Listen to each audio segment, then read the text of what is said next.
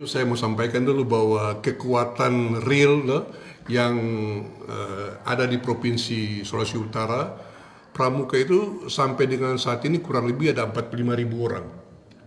45.000 anggota Pramuka di seluruh Sulawesi Utara. Itu cukup banyak, belum yang itu yang aktif ya. Yang tidak aktif juga cukup banyak. Artinya yang aktif dan tidak aktif kalau kita hitung-hitung mungkin di atas 50.000.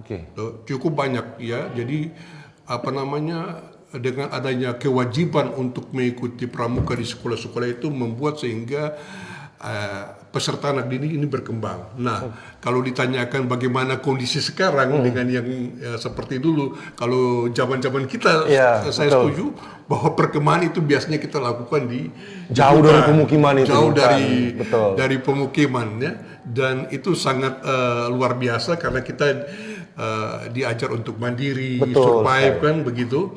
Tapi sekarang ini mungkin karena digitalisasi tadi ya. Kegiatan yang perkembangan yang luar biasa sehingga pramuka itu juga dia berkembang. Ya, pramuka itu berkembang. Bukan saja dia berkemah di hutan, tapi dia bisa berkemah melalui radio. Dia bisa berkemah lewat internet. Ada program setiap tahun yang namanya Joti dan Jota Joti. Jota Joti itu kita bisa berhubungan langsung lewat radio, ya, orari. Dengan anggota pandu atau pramuka di seluruh dunia.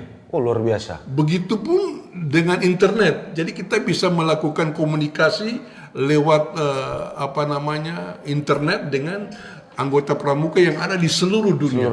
Itu setiap tahun kita laksanakan di setiap bulan Oktober ya kalau misalnya ya. Itu wajib kita lakukan. Nah, kembali lagi kepada yang tadi memang saya bilang dulu pembentukan anggota pramuka itu sangat-sangat luar biasa. Kita dididik tentang disiplin, pembentukan karakter. Kita tidak cengeng, kita tidak anak mama begitu. Tapi pramuka harus mandiri.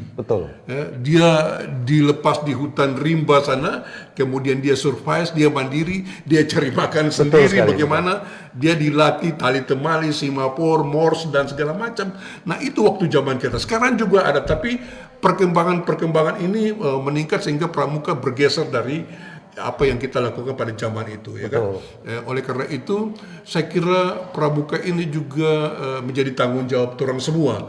Bukan saja di tingkat Kuarda, Kuarcap, Kuaran, lalu tingkat Rantin dan Gudep, tapi pramuka itu, kalau saya bilang pramuka itu mulai dari rumah tangga, dari keluarga kecil. Itu sudah ada pramuka. Jadi di situ kita mulai dengan disiplin. Bangun pagi misalnya, itu disiplin. Bangun pagi kamu harus bereskan tempat tidur.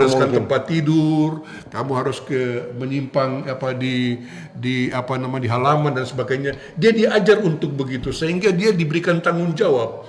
Nah, kalau kita sudah membentuk disiplin karakter anak di tingkat keluarga, dia pada saat ke masyarakat, apalagi nanti dia masuk ke komunitas pramuka, dia sudah terbiasa. Dan menanjak dari tingkat ke tingkat, dari siaga, penggalang, penegak, pandega dan seterusnya, dia sudah terbentuk sehingga dia tidak terpengaruh dengan digital tadi.